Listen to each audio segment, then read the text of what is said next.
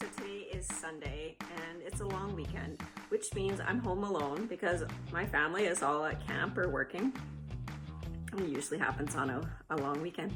So I spent the morning cleaning my kitchen, of course, and working in my yard. And then I had this idea to use some stuff that we bought while we were away. Okay, so a little bit of backstory. We were away.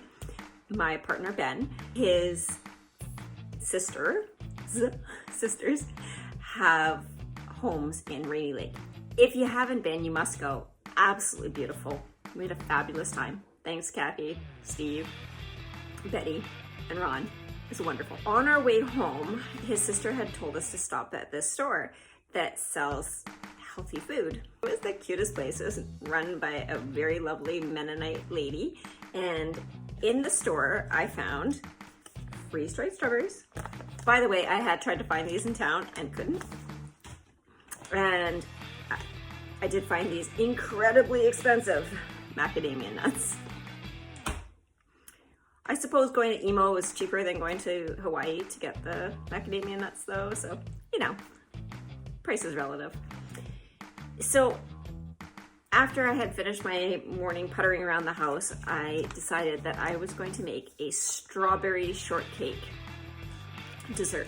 Now, you probably know if you've been following me for a while that I don't eat sugar, but I do love to play in the kitchen.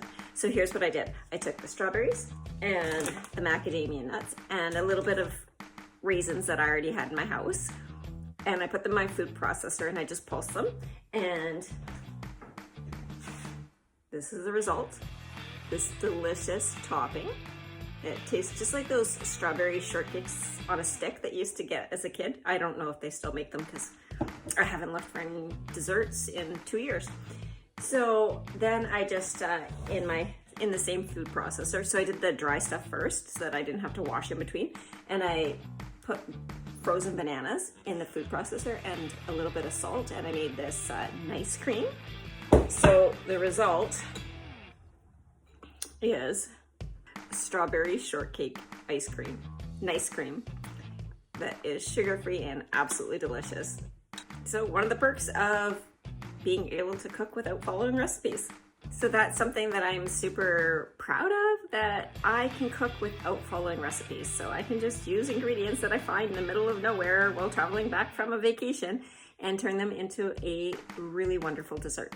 If you want to learn how to cook without following recipes, then follow and subscribe and like